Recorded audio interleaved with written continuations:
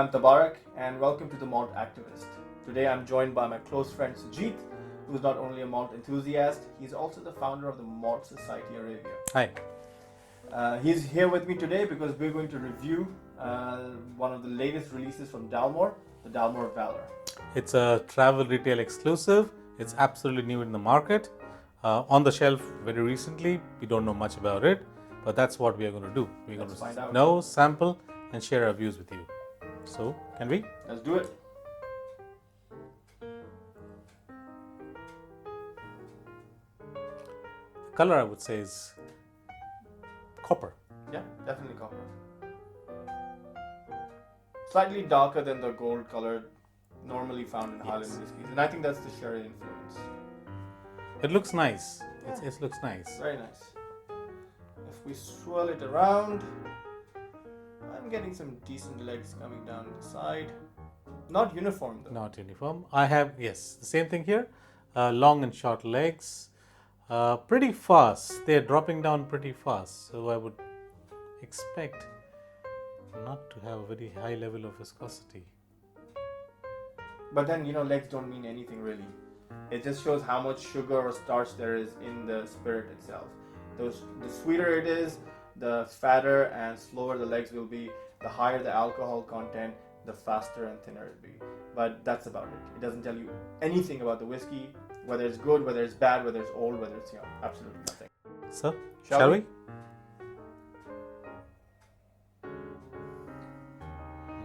It's quite a decent nose. Very sweet. Floral.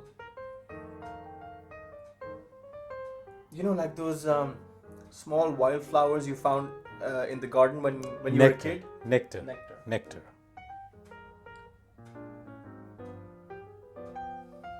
Hint of spice? Yes. Cinnamon. Yes. If I was to be really poetic, I'd say maple syrup on pancakes. Well, I would just compliment it with vanilla then. Yes. It's vanilla. Right. You're right. I get some clove as well now. You won't like it, but I am getting a hint of dampness. Yeah. I think the whole thing, the pungent sweetness and the dampness is somewhat overpowering the nose for me.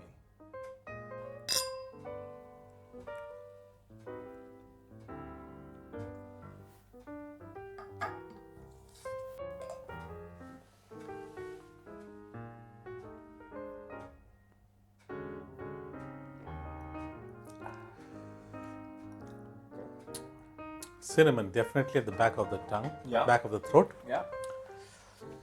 I get honey, maple syrup, the dark honey. All the way. Chocolate? Yeah. Dark chocolate. Chocolate? It's nutty as well. Yes. It's got a reasonably good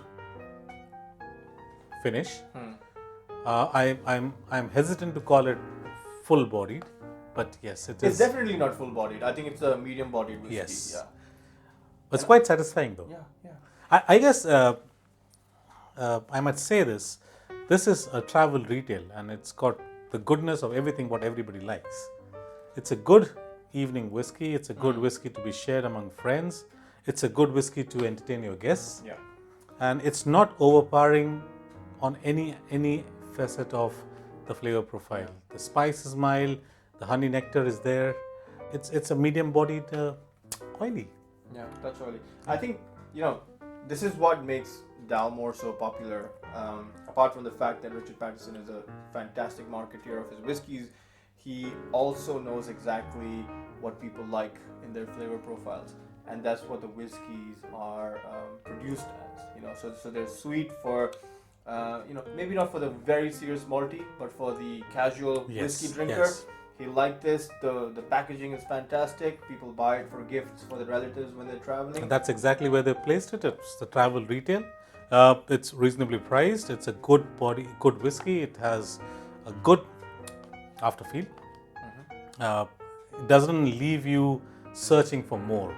It's satisfying to what it promises to deliver.